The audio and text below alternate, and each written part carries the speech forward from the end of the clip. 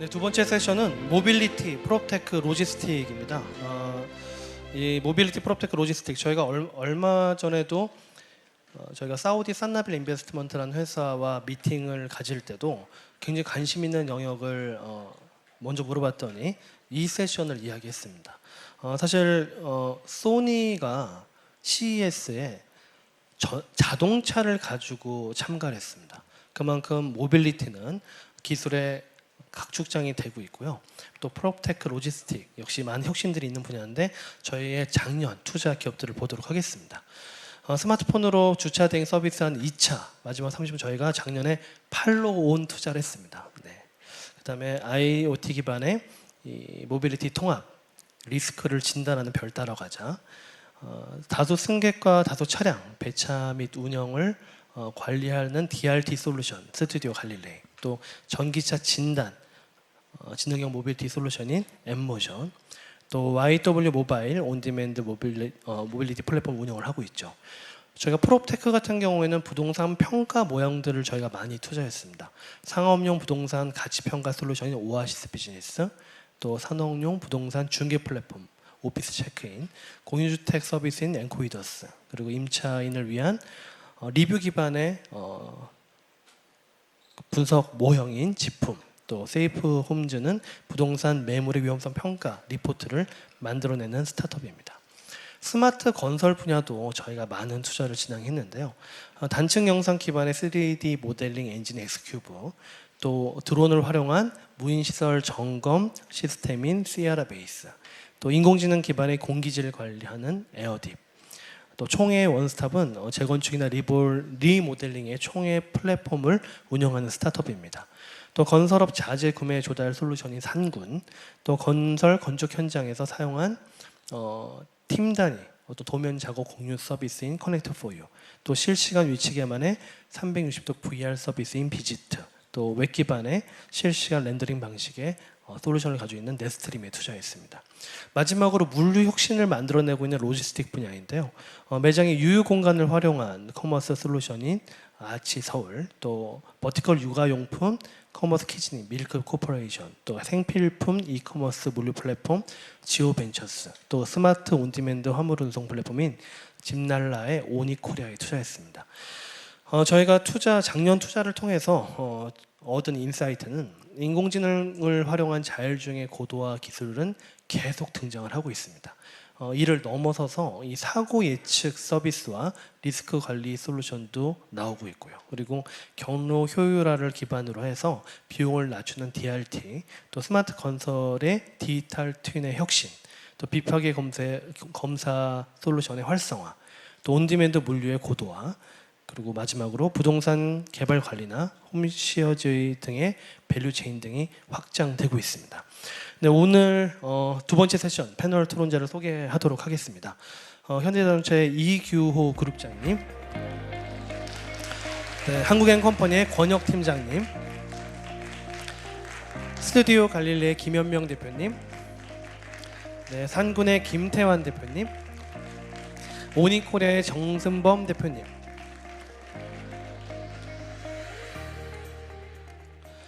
네, 김현명 대표님, 작년에 또 저희가 투자한 모빌리티 스타트업인데요. 요즘 모빌리티 스타트업들이 굉장히 세분화되어 가고 있는 것 같습니다. 모빌리티 스타트업들 분위기도 전해주시죠. 네, 모빌리티 스타트업 분위기 크게 전 두 가지로 구분해서 볼 수 있을 것 같은데요. 내부적으로 보게 되면 사람들이 모빌리티 서비스에 갈수록 익숙해지면서 수요가 굉장히 빠르게 증가하고 있는 것 같고요. 대신에 수요가 증가하는 만큼 사람들이 익숙해지면서 눈높이가 높아진 것 같아요. 그래서 요구하는 수준의 기술이 굉장히 복잡해지고 있고요. 비즈니스 모델도 굉장히 다양하게 요구가 되고 있습니다. 그래서 내부적으로 이제 그런 요구들에 대응하는 난이도가 높아지고 있고요. 근데 이제 외부의 투자 환경이라든가 이런 환경들은 뭐 다 다른 스타트업 대표님들이 말씀하셨겠지만 좀 어려워지고 있는 상태고, 특히 이제 매출을 내야 된다라고 하는 압박이 굉장히 심해서 내부적으로는 기술을 고도화시키면서 매출을 동시에 올린다는 게 굉장히 어려운 미션이다라고 생각을 하고 있습니다. 다만 사실은 그 두 가지가 전혀 다르지 않고 비즈니스 모델이나 기술의 고도화가 결국은 매출하고 연결될 수 있다. 라는 이제 믿음을 가지고 저희 회사는 열심히 노력을 하고 있는 상태입니다. 네, 감사합니다. 그 뭐 DRT 기술도 좀 소개해 주시죠. 네. 네, DRT 기술은 기존에 이제 우리나라 국민들께서 이용하고 계시는 버스 서비스가 고정 노선을 가지고 제한된 정류장에서 타야 되다 보니까 접근 거리가 굉장히 긴 문제가 있었습니다. 근데 이걸 거의 도어 투 도어 형태로 연결을 시켜드리면서 필요한 정류장에만 서는 형태로 합승형으로 버스를 운영하는 형태고요. 저희가 이 기술을 개발해서 고도화시키게 되면 최근에 이제 뭐 배달의 민족에서 갖고 있는 묶음 배송이라든가 혹은 이제 UAM이 여러 대가 대중교통 형태로 운영됐을 경우에 배차 알고리즘이나 이런 걸로 확장될 수 있는 사실은 그 모빌리티 플랫폼에서는 핵심적인 알고리즘이 필요한 기술이다라고 말씀드릴 수가 있습니다. 네, 감사합니다. 김태현 대표님, 산군의 대표님이신데 또 저희가 투자하고 또 팁스도 되셨는데 회사 소개 또 자기소개 부탁드리겠습니다. 네, 안녕하세요. 반갑습니다. 주식회사 산군의 김태현 대표입니다. 저희는 건설 빅데이터 플랫폼인 산업의 역군 서비스를 운영하고 있습니다.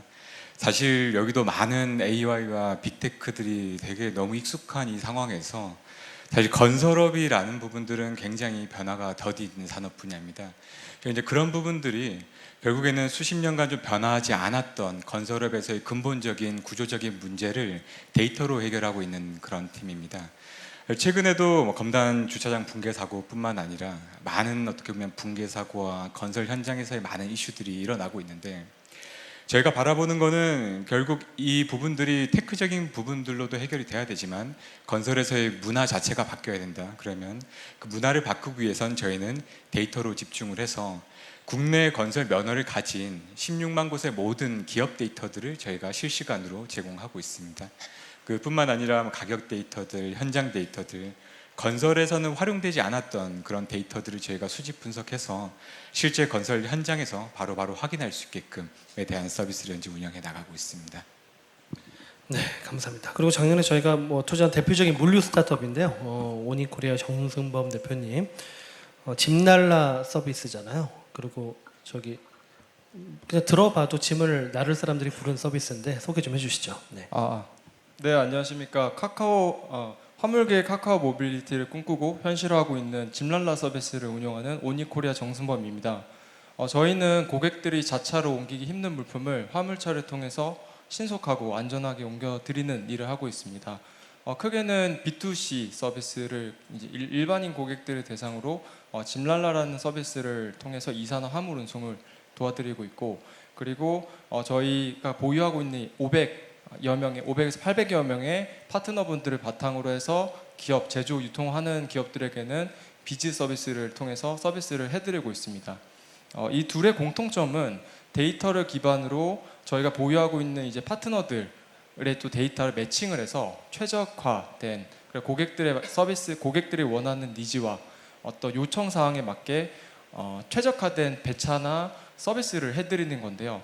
이런 점에서 봤을 때 현재는 저희가 이제 고객들 반응을 봤을 때 굉장히 만족스럽게 만족하고 있고 또 기존과 좀 다른 느낌을 준다는 평을 좀 받고 있습니다. 네. 네, 감사합니다. 이따가 저기 짐날라 소개 자료를 나눠주실 거라면서요. 이따 저기 혹시 이사 가실 때 짐 나르실 때 그 짐날라입니다. 이게 앱을 까시고 시키시면 굉장히 저렴하고 편리하게 이용하실 수 있습니다. 이교그룹장님, 그 현대자동차는 사실 저희와 꽤 클럽들이 있더라고요. 마지막 30분도 있고 티마이퍼도 있고 아고스비전도 있고. 그래서 그동안 사실 저희가 굉장히 친숙하지만 오늘 또 처음 뵙는 뭐 그런 관계인데 그 CVC로서 모빌리티 스타트업 생태계에 굉장히 좋은 영향을 미치고 계시고 또 제로원 펀드도 지금 800억 규모로 운영하고 계시잖아요. 소개를 좀 부탁드리겠습니다. 네, 안녕하십니까. 현대자동차 쪽의 투자에 대해서 일단 먼저 설명드리는 게 시작일 것 같습니다. 현대자동차 쪽에 투자와 관련되어 있는 조직들은 총 4개로 나눠져 있고요. 그중에 사내 스타트업 업무를 하는 H 스타트업이 시작이고, 그 다음에 제가 담당하고 있는 게 이제 제로원 쪽이라는 팀에 있는 투자 그룹을 담당하고 있는데, 제로원은 그 제로원 펀드라는 이 펀드를 결성해서 이제 사회 스타트업의 컴퍼니 빌딩부터 그 얼리 스테이지의 시리즈 A, B까지를 담당해서 투자를 하고 있습니다. 그리고 그 이후의 단계나 직접 투자는 이제 CVC나 코뎁 쪽에서 담당하고 계시고요. 방금 말씀 주신 그 제로원 2호 펀드 같은 경우에는 그 1호 펀드가 100억으로 시작을 했었는데 이제 2호 펀드는 805억 규모로 시작을 했었고요. 저희가 제로원 1호 펀드 쪽을 운영하면서 느꼈던 레슨런들을 기반으로 해서 직접 운영을 생각하고 증권이랑 현대자동차, 기아 이렇게 세 개가 코집으로 들어와서 만들어진 펀드입니다. 펀드의 구조상 그 저희 현대자동차 그룹사 5개사가 같이 들어와 있고요. 또 하나 좀 이례적인 게 협력사 5군데, 그 다음에 FI로 산업은행하고 신한은행 이렇게 2곳이 들어와 있는 펀드입니다. 저희가 이 모빌리티 세션에 초대를 받긴 했었는데요. 이 제로원 2호 펀드는 사실은 모빌리티보다는 모빌리티를 전후로 해서 신사업이나 신기술 쪽을 좀 주로 보고 있는 펀드라고 보시면 되겠습니다. 네. 갑자기 끝내셔가지고 그러시군요. 네. 아무튼 뭐 앞으로도 많은 후속 투자 좀 부탁드리겠습니다. 그리고 권혁 팀장님, 저희 시인테크의 모빌리티 펀드에 또 소울 LP로 한국인 컴퍼니가 참여하셨고 그동안 저희 모빌리티 펀드로 또 20개 정도 스타트업에 투자하는데 또 많은 조언을 아끼지 않으셨는데요. 사실 저희 펀드로 투자했을 때 좀 기억에 남는 딜 2개만 소개해 주신다면 어떤 걸까요? 일단 기억에 남는 스타트업은 좀 많은데요. 그래도 가장 옆에 있는 그 스튜디오 갈릴레이 케이스를 말씀드리면 그 DIT라는 그 솔루션은 실제 현재 그 교통 취약 지역을 이용하는 그 단순한 그 솔루션이 아니라 기본적으로 이제 교통이라는 건 인프라 비즈니스이기 때문에 도시를 설계할 때 같이 감안해서 들어가야 되는 되게 고도화된 서비스임에도 불구하고 우리나라는 규제도 많고 그리고 뿐만 아니라 이 DRT를 지금 하고 있는 업체들은 다 대기업 산하의 그 완성차 기반의 솔루션 업체들이 되게 많아서 원래 이 솔루션은 소비자의 편익과 되게 수많은 ESG스러운 사회적 문제를 해결해야 됨에도 불구하고 아마 그 완성차 중심의 서비스로 고도화될 가능성이 있다라고 좀 본 부분이 있어서요. 오히려 서드 파티인 이런 스튜디오 갈릴레이가 이 문제를 가장 잘 해결할 것이고 그리고 우리나라가 유일하게 없는 플리타를 성공시킬 수 있는 근본적인 솔루션이라고 좀 믿었습니다. 그래서 지금은 비록 그 DRT 서비스를 하고 있지만 미래의 PBV나 그 다음에 SDV로 가는 데 있어서 이 플릿 매니지먼트 서비스는 되게 중요한 서비스고요. 그리고 되게 중요한 데이터를 양성하기 때문에 그런 의미에서 스튜디오 갈릴레이를 투자했고 지금 바로 옆에서 뵙게 돼서 되게 영광이라고 생각합니다. 두 번째는 되게 고민을 많이 하게 됐는데요. 기본적으로 CBC가 이런 엑셀러레이팅을 할 때 보다 차별성을 어떻게 둬야 되냐는 부분에 대해서 되게 고민을 많이 했고요. 제가 지금 벤처 캐피탈 역할의 심사의 역할도 하지만 보다 캐피탈 게인이라는 숙제를 조금 더 버리고 근본적인 사회적 문제를 해결할 수 있는데 대기업이 기여를 해야 되겠다라는 부분을 되게 많이 생각하게 됐습니다. 그런 측면에서 이전에 좀 보고된 그 스타트업인 것 같은데요. 캠핑 생활이라는 업체가 좀 생각나는데요. 벤처 심사역이었다면 상당히 비즈니스 모델이 캠핑인데 왜 주차장부터 시작해? 라는 컨셉이고 주차장은 되게 에셋 헤비한 비즈니스 모델이기 때문에 심사역으로서의 매력도는 낮을 수도 있지만 기본적으로 캠핑카라는 거는 모빌리티가 아니라 숙박이거든요. 그러면은 이 업의 속성만 봤을 때는 콘도미니엄과 비슷하게 P2P 카쉐어링이 당연시 돼야 됨에도 불구하고 우리나라는 아직 P2P 카쉐어링에 대한 규제로 인해서 그 무거운 헤비한 집을 한 사람이 사용하고 한 사람만 이용할 수 있는 잘못된 시스템이 있습니다. 분명 이 규제는 충분히 사회적 합의에서 해결될 것으로 보이고 P2P 카쉐어링 시장이 열린다면 보다 많은 사람들이 캠핑 문화를 즐길 수 있고 그렇다면 쉐어링이라는 그 업의 본질상 주차장을 앵커링으로 한 캠핑 생활이 가장 적합한 사업자가 될 수 있다는 그 컨셉으로 그 업에 투자하게 됐습니다. 네, 그래서 좀 되게 여러 업체들이 떠올랐는데 가장 두 업체가 생각나는 것 같습니다. 이상입니다. 네, 저희가 사실 저희 모빌리티 펀드로 한참 투자할 시기가 있었는데요. 그때 저는 원래 카톡을 좀 많이 하는 편인데 저랑 하루 종일 카톡을 제일 많이 한 분 1위에 올라서신 적이 있었어요. 계속 이 딜은 어쩌냐 그런 정보 교류를 하면서 투자했었던 기억이 납니다. 또 앞으로도 계속 그렇게 하실 거잖아요. 아, 네, 감사합니다. 네, 그 김태환 대표님, 사실 저희가 이 프롭테크나 모빌리티 물류를 이게 묶은 이유가 저희 모태펀드 중에서도 국토부 모태펀드가 사실 있고 사실 저희는 아직은 유치하지는 않았지만 미래 저희 계획 안에 있긴 합니다. 근데 최근에 어려운 상황인데도 불구하고 저희가 투자한 이후에 후속 투자 유치를 성공하신 몇 안 되는 기업 중에 하나인데 노하우를 좀 공유해 주시죠. 아, 네. 노하우라기보다는 저희가 그 질문을 받고 좀 저도 많이 고민을 좀 했습니다. 저희는 사실 시드 단계에서 굉장히 많은 기관들에서 투자를 받고 좀 진행을 했는데요. 시드 때 나이스 DNB와 그리고 500 글로벌 그리고 스트롱 벤처스 CNT테크 이 네 곳에서 투자를 유치를 했고, 그다음 최근에 이제 지난달에 프리에이로 라운드를 좀 마무리했습니다. 이번 라운드는 기업은행과 신용보증기금 그리고 이제 스트롱 벤처스 이 세 곳으로 마무리를 했는데요.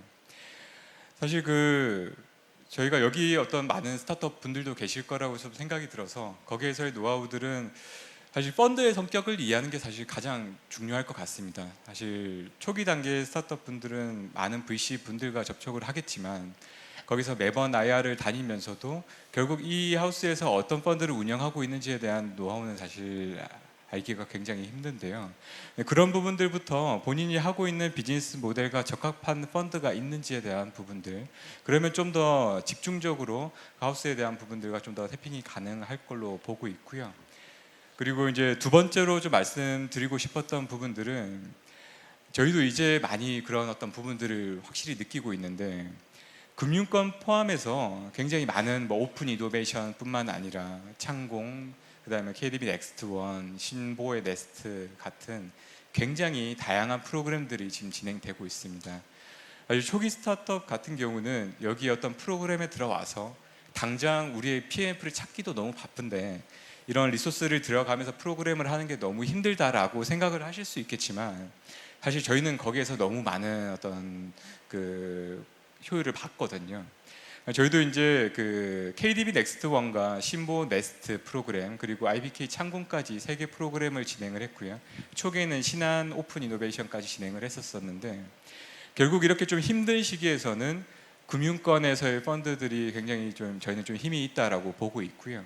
그쪽에서 진행하는 많은 프로그램들을 굉장히 좀 집중적으로 운영하면 좀 더 이제 그 성격에 맞는 또 펀드들이 다 갖춰져 있기 때문에 다른 많은 곳에서의 어떤 시간과 노력을 VC에서 IR을 도는데도 많은 좀 쓰이는 부분들을 좀 더 효율적으로 라운드를 좀 마무리할 수 있지 않을까라고 생각이 듭니다. 그리고 저 마지막으로 말씀드리고 싶은 거는, 저도 이제 시드에서 이제 막 프리로 단계로 올라왔는데 결국 런웨이입니다.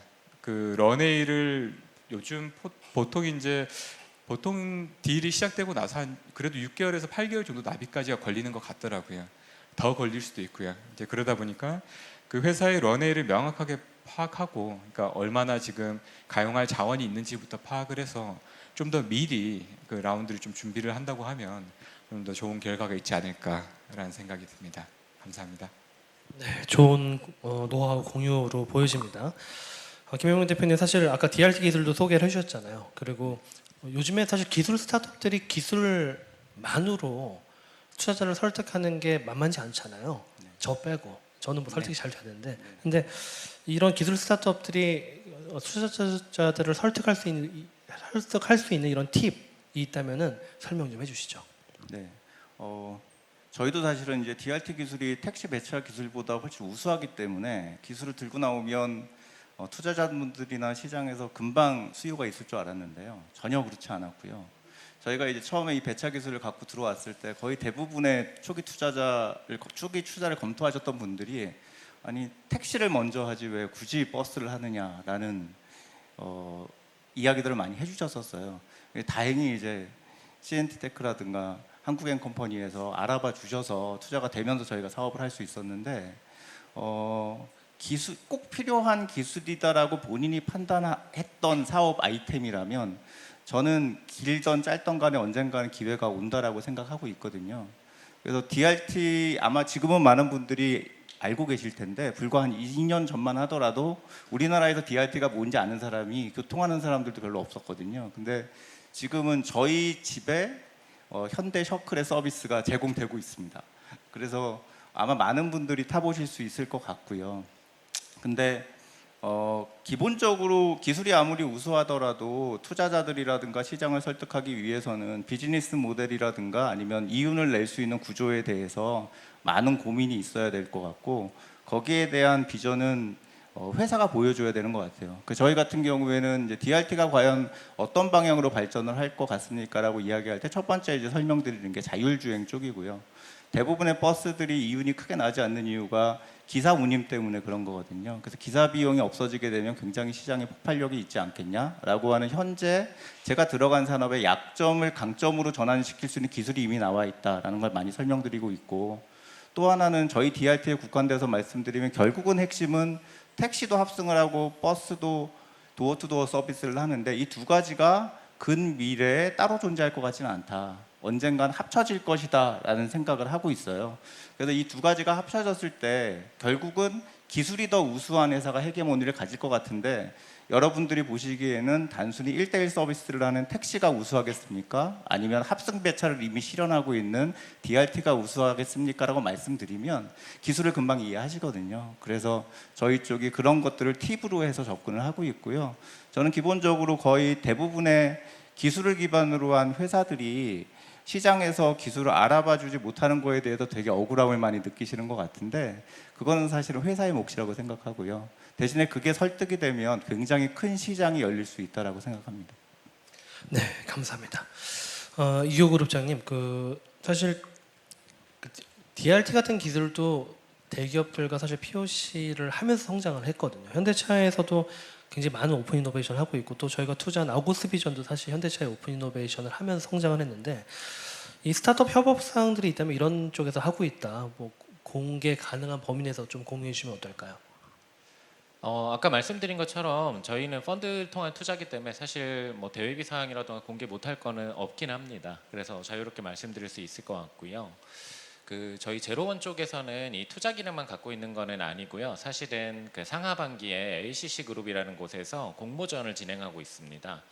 마침 7월 10일, 그러니까 다음 주 월요일 날 공지가 올라가는데요. 이 공모가 어떤 식으로 진행되냐면, 현업 쪽에 이제 특정 부서들에서 자기들이 해결하고 싶은 문제에 대해서 제안을 하고요. 그거를 저희 투제로원에서 이 문제나 솔루션에 대해서 좀 구체화해 드립니다. 그래야 이제 스타트업들이 자기의 분야라고 생각해서 지원을 할 수가 있으니까요. 그래서 그런 식의 공모 프로그램을 돌리고 있는 건들이 있고, 이제 그렇게 POC가 연결이 되고요.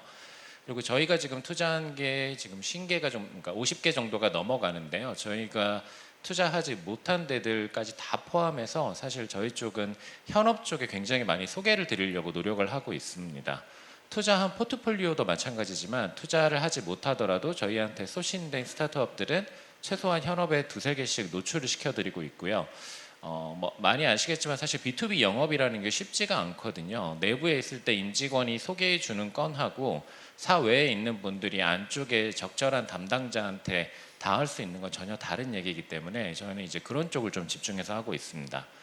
구체적인 연계 사례들이 여기 섹션에 잘 맞을지는 모르겠습니다. 이게 왜냐하면 이제 제가 말씀드리고 싶은 게 이제 첫 번째 사례가 스마트 팩토리 쪽이거든요. 저희 1호 펀드로 투자했다가 직투까지 연결된 마키나락스라는 스타트업이 있는데요. 이 생산 기술 현장에서 기계들에서 나오는 시그널들을 분석해서 이 어떤 보전에 대해서 예지하는, 그러니까 고장을 예측하고 이 생산 현장을 개선해주는 솔루션을 갖고 있는 데인데, 여기 투자한 지가 꽤 오래 지냈음에도 불구하고 한동안은 계속 POC들만 진행하다가 얼마 전에 북미 공장 쪽에 진입하고 그 북미 공장에서 레퍼런스를 인정받아서 다른 해외 공장들까지 확대되고 있는 추세가 있습니다. 그리고 또 기억나는 것 중에 하나는 포엔이라는 스타트업입니다. 아까 말씀드렸던 저희 추진실에서 하고 있는 이 여러 가지 업무 중에서 사내 벤처로부터 시작을 해서 저희 제로원 1, 2호 펀드까지 후속 투자, 팔로우온 투자를 받은 스타트업인데요. 여기가 배터리 쪽에 재제조를 전문으로 하는 스타트업인데, 재미난 게 이 현대자동차 기아 쪽과의 관계가 워낙 끈끈하다 보니까 국내에서 배터리 재제조를 하는 거의 유일한 스타트업이고요. 그리고 이 스타트업을 데리고 해외 진출까지 고민하고 있습니다. 아마 하반기에 다시 투자 라운드를 돌 텐데요. 이때 저희 후속 투자도 검토하고 있을 정도로 좀 끈끈하게 하고 있는 데들이 있고요. 여기까지가 지금 포트폴리오 쪽의 협업 사례고요. 오늘 좀 말씀드리고 싶었던 게 이제 제로온 펀드 쪽에 노출이 되면 좋은 점에 대해서 약간 홍보를 한다면 저희가 투자로 연계되지 않더라도 현업 쪽이랑 따로 구매 계약을 맺거나 사용을 하는 경우들도 있습니다. 대표적으로 지금 제가 기억나는 게 2건 정도가 있는데요. 하나가 얼마 전에 제가 현업에 소개했었던 청명 첨단 소재라는 스타트업입니다. 이름이 되게 이상한데요. 이게 강화 플라스틱 쪽을 강화 유리를 대체하겠다라는 소재 스타트업입니다. 네, 이런 소재 스타트업들이 현업 쪽이랑 협업한다는 게 사실은 굉장히 어렵거든요. 근데 운이 좋게 저희 현업 쪽에서 이미 강화 플라스틱을 쓰려고 하는 움직임이 있었고 그때 이제 적절하게 소개를 해드렸더니 이제 MS 그러니까 소재에 대한 평가부터 시작해서 제품화 평가까지 한 3개월 안에 다 의사결정을 해서 지금 추진 중입니다. 그리고 또 하나가 맥킨리앤라이스라는 인도 쪽의 크로스보더 플랫폼인데요. 여기도 저희랑은 이제 투자 결은 좀 맞지 않았지만 저희 현대자동차 남양연구소에서 현대자동차에서 인도 연구소를 운영하고 있는데 인도 현지에 어떤 신입사원을 뽑을 때 이 해당 솔루션을 사용하고 있고요. 또 하나 재미난 게 오토에버 쪽에서도 이 인도 쪽에 IT 관련돼 있는 현지 인력들을 채용하고 있는데 그쪽하고도 연계돼서 저희 투자랑 관련 없이도 실질적인 사업 레퍼런스를 만들어줄 수 있는 기회가 생겼었습니다. 네, 공유 감사합니다. 갑자기 끝내셔서 제가 이렇게 긴장하고 있었어요. 이번에 바로 잡았습니다. 정승범 대표님 사실 이 물류 스타트업들 혁신이 굉장히 다양하고 도전적이잖아요. 그리고 원래 짐랄라가 B2C였는데 최근에 저랑 멘토링하면서 B2B를 강화하자 이렇게 B2B 쪽으로 지금 전략을 변경하고 있는데 유효하잖아요. 그 전략 변경 유효했던 전략 변경 공유 좀 해주시죠. 네, 일단 저희 같은 경우는 짐랄라라는 서비스 자체가 짐을 나르다라는 뜻도 있고 짐을 기분 좋게 랄라 한다는 의미로 사실은 저희가 브랜딩을 했습니다. 근데 이제 B2C 시장 같은 경우는 꾸준히 성장을 하고 있고 매력적인 시장이지만 이제 화물 운송업과 관련돼서는 B2B 시장에 비해서 상대적으로 크기가 작고 이제 고객들이 재구매하는 그 빈도 수나 아니면 이제 매출이나 어떤 꾸준히 성장하는 부분에서는 사실 좀 고민이 많이 됐던 영역이었는데요. 제가 이제 전하성 대표님과 이제 멘토링을 하고 이제 시장의 트렌드 그리고 실제로 저희가 이제 서비스를 하면서 운영했던 경험들 그리고 고객의 니즈들 이런 여러 가지 요소들을 이제 복합적으로 좀 고려하고 판단했을 때 이제 B2B 시장 같은 경우 시장 규모도 크고 이제 고객들의 재구매율도 높을 뿐더러 거기에 대한 꾸준한 성장과 안정적인 매출에 대한 그런 것들을 저희가 가져갈 수 있겠다는 판단이 들었습니다. 그래서 이제 B2C에 저희가 가져왔던 어떤 고객들의 경험들 그리고 저희가 보유하고 있던 약 800여 명의 이제 파트너들을 바탕으로 오히려 기업들에서 저희한테 문의가 좀 많이 왔던 케이스들이 있었습니다. 그래서 이제 그런 기업들을 바탕으로 이제 POC를 진행하고 실제로 저희가 보유하고 있는 파트너들을 가지고 이제 운송 서비스를 해드리니까 기업 고객들이 굉장히 만족하시는 경향이 컸습니다. 그래서 저희는 이제 이런 시장의 트렌드, 고객의 니즈 그리고 저희가 서비스를 이제 하면서 느꼈던 경험들과 어떤 강점들을 바탕으로 이 B2B 시장으로 좀 약간 피벗하게 된 사례를 말씀드릴 수 있을 것 같습니다. 네, 이상입니다. 네, 지금 아무래도 스타트업 입장에서는 B2C보다는 현재 B2B가 훨씬 더 유리한데 B2B 같은 경우는 시장의 문제 정의가 굉장히 명쾌합니다. 우리 클라이언트의 문제 정의를 하는 것이 우리가 모르는 일반 대중을 모집단으로 정해서 문제 정의하는 것보다 훨씬 더 정확하거든요. 그래서 빨리 BEP를 통과할 수 있는 장점이 있습니다. 이번 세션 마지막 질문인데요. 권혁 팀장님. 사실 저희가 처음 모빌리티 펀드 만들 때 같이 딜 파이프라인 이렇게 설계를 했었잖아요. 그때 팀장님의 모빌리티 투자에 대한 좋은 인사이트에 제가 상당히 큰 감동을 받았는데 앞으로 이 모빌리티 산업에 대한 어떤 방향성 또 B2B 사업 모델에 대한 어떤 조언이 있다면 부탁드리겠습니다. 일단 말씀드리고 싶은 건 제가 이제 엑셀러레이팅 할 때 제 심사역의 사고랑요. 그리고 벤처 캐피탈을 개발로서 심사역의 사고가 좀 다른데요. 그 이유는 특히 이 모빌리티 업계에 있는 모든 스타트업들이 과거 한 번도 경험하지 않았던 양적 완화를 통한 엄청난 유동성에 좀 젖어 있어서 실제 자본시장과는 너무 다른 벤처 업계에 먼저 경험이 있다 보니까 너도 나도 빠르게 플랫폼 B2C로 금방 시장 문제 자체 해결에 너무 집중한 나머지 하우투 방안에 대한 고민을 할 때 리소스 플랜이라는 되게 중요한 숙제를 잊고 하는 케이스가 되게 많더라고요.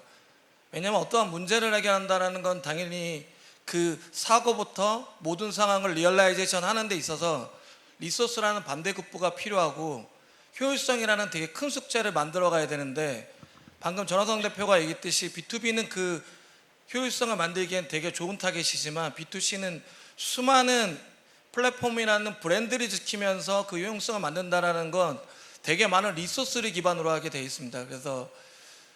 그리고 최근에 그래서 많은 모빌리티 스타트업 그 대표님들에게 제일 많이 드리는 거는 너무 비즈니스를 비즈니스적으로만 바라보지 말고 벤처 캐피탈 심사학의 관점에서 봤었을 때 내 비즈니스의 우선순위를 어떻게 둬야 되는 고를 바꾸라는 게 아니고 미션 스테이트먼트는 놔둔 상태에서 어떤 걸 우선순위화해서 어떤 가치 중심적인 사고로 어떤 문제부터 해결했을 때 시장의 가치, 그러니까 밸류에이션이라는 문제를 풀면서 많은 리소스를 확보할 수 있는지를 고민해야 되는 것 같습니다. 그래서 꼭 이 문제를 푸는 게 1, 2, 3, 4가 맞다 하더라도 가치 중심적으로 1, 3, 2, 4가 맞을 때도 있거든요. 그래서 계속 그 얘기들을 많이 하면서 그 지금의 트렌드는 함부로 B2C 마켓을 플랫폼으로 리소스를 많이 들어가기보다는 B2B를 통한 B2B2C나 아니면 B2B 자체가 시장의 매력도가 높다면 그 시장에 더 엔트리 배리어를 만드는, 그래서 최근에 딥테크에 많은 CBC들이 집중하는 이유가 거기 있거든요. 이유는 테크라는 그 트렌드도 맞지만 최악의 상황상 기술 상장이 가능하기 때문에 저의 하방을 막아주는 되게 좋은 섹터이거든요. 그래서 다만 플랫폼 기업은 되게 좋은 가치는 있지만 투자 유치하는 숙제를 풀지 못했을 경우에는 상장도 안 되고 그 흑자도산이라는 되게 좋은 비즈니스를 만들어가는 과정에서의 도산을 맞을 수가 있기 때문에 최근에 플랫폼에 되게 자본이 안 돌고 있는 상황을 좀 많이 보는 것 같아서 좀 아쉽긴 하거든요. 그래서 마지막으로 정리한다면 B2B 시장은 지금 이 자본 상황과 맞물려 점점 더 성장한다고 보고요. B2B 시장만 볼 것이 아니라 B2B를 앵커링해서 B2C를 어떻게 확장할지에 대한 고민도 같이 하면서 가치를 늘리는 플랜을 해야 된다고 생각합니다. 네, 말씀 감사합니다. 세션 2는 여기까지 듣기로 하겠습니다. 그리고 저희가 4시 반까지 휴식을 취하고 4시 반에 다시 세션 3 들어가도록 하겠습니다. 서 계신 패널 분들께 박수 부탁드립니다. 네, 세션 2까지 마무리하겠습니다. 잠시 쉬도록 하겠습니다.